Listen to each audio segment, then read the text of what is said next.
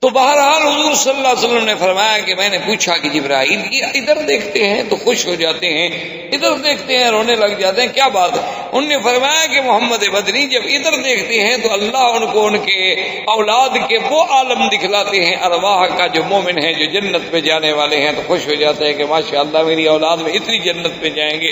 اور جب شمال دیکھتے ہیں تو وہ دکھلائے جاتے ہیں جنہوں نے جہنم میں جانا۔ تو آخر باپ ہے، اولاد کتنی گندی ہو باپ کو تو تکلیف ہوگی۔